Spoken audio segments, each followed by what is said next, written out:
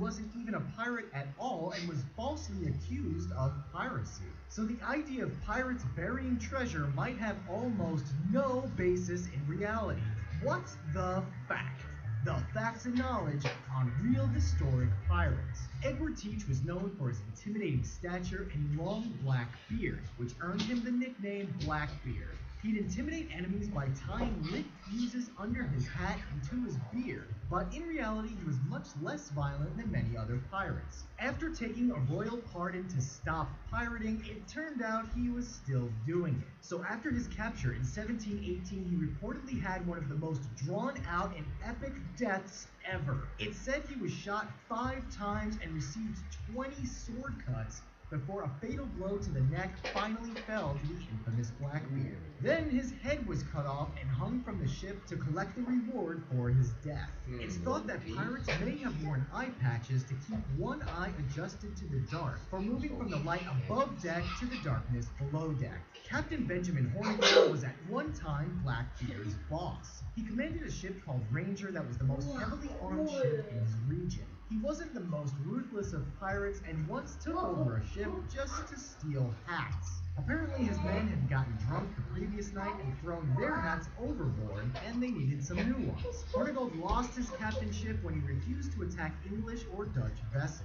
He then became a pirate hunter in 1718 for Governor Woodes Rogers, which he died doing in a shipwreck during a hurricane. And he appears in Assassin's Creed 4 Black Flag. The word pirate is from the Latin and Spanish pirata. Originally the Greek piratus, one who attacks, and piran, to attempt or try. Bartholomew Roberts, aka Black Bart, captured 470 vessels, making him the most successful pirate during the golden age of piracy. He never intended on being a pirate, but when the slave ship princess he worked on was taken by pirates, he was forced to join, and his ability to navigate made him invaluable to the captain. When he was eventually given command of his first ship, he said that since he had dipped his hands in muddy water and must be a pirate, it was better to command a ship than to be a common man. He was buried at sea by his crew as a final wish and was never found. The association of pirates with hook hands and peg legs may have arisen from so many crew members losing limbs during battle and while on the ship, but many that needed amputations didn't survive the surgery.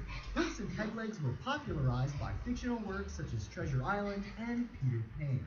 Francois L'Olonnais was one of the most feared and vicious pirates of his time, with acts like reportedly ripping out a captive's heart and gnawing on it to intimidate his enemies. In 1667, his ship was destroyed and the majority of his crew were massacred by the Spanish. L'Olonnais covered himself in blood and sand and played dead until they left. Then disguised himself as a Spaniard, made his way to the city where they were celebrating his death, and convinced slaves to help him escape, where he got a new ship and men and resumed pirating. L'Olonnais was eventually captured, and an account from one man said he was hacked to pieces, cooked over a fire, and eaten because the Spanish despised him so much. Calico Jack, real name John Rackham, earned his nickname from the calico clothes he wore. He had 2 female crew members, Mary Reed and Anne Bonny. Jack had an affair with Anne Bonny, who was to be whipped for adultery, but together they stole a ship and escaped. Mary Reed, cross-dressed as a man, joined Jack's crew, was almost killed by Jack for showing too much interest in Anne Bonny, until Reed revealed she was actually a woman. Jack was captured and hanged in 1720, with his dead body gibbeted on display to deter other criminals. And he was responsible for the classic skull with crossed swords, Jolly Roger. And here are some more famous Jolly Rogers.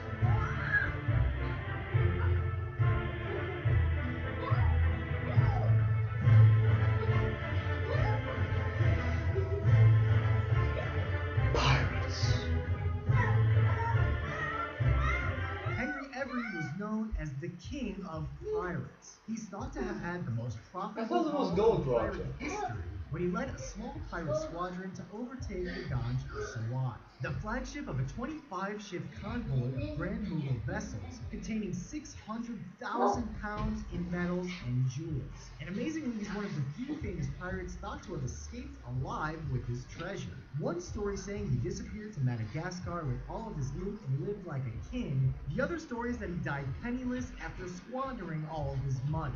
The well-known pirate voice is an impersonation of West Country English, and Robert Newton, who was born in England not far from the birthplaces of many famous pirates, played both Long John Silver and Blackbeard in early Disney movies. Henry Morgan, the man who Captain Morgan Rum is named after, was actually a privateer and not a pirate. A privateer is basically a legal pirate. Morgan was allowed to attack enemy ships and ports in exchange for sharing the loot with the crown, and he was even knighted by King Charles II. I thought it was he's known as one of the greatest pirates ever, Morgan would have been offended to be called one. Parrots and monkeys were considered trophies of the exotic places pirates visited, and were often sold for high prices back in Europe. Madame Cheng was the most famous female pirate of all time. She commanded over 300 junks or Chinese sailing vessels with a crew of over 10,000 men, women, and children. She started out as a prostitute and was captured by pirates, married one of them, and took over his fleet. And she created a code that went like this. Disobeying her or any superior meant immediate beheading. No one could steal from the public fund or anyone that supplied the pirates. All booty was presented for group inspection. The finder kept 20% and the rest went into the public fund. Actual money was given to the squadron leader to help unsuccessful ships, and pirates could choose to marry female captives, with the ugliest unchosen ones then being released. She was never defeated and eventually retired, opened a gambling house, and died at the age of 69. I'm gonna leave you with this pirate. Who was he and what was his nickname? Before we go, here's last video's winner. And as always, thanks ye for watching.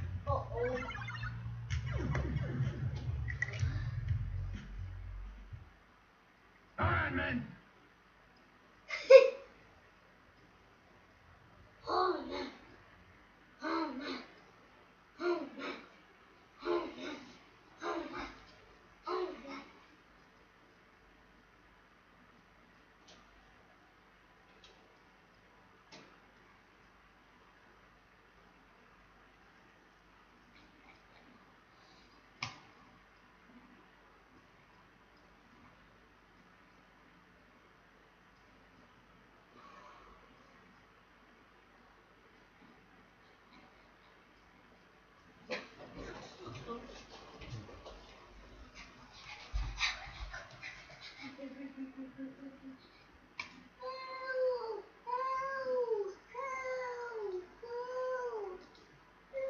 Nur zur Info.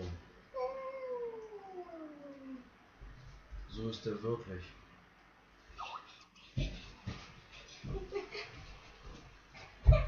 Ja, jetzt ist er vielleicht so ein bisschen mehr überhyped, weil das eine Kamera ist, aber sollte er eigentlich nicht wissen.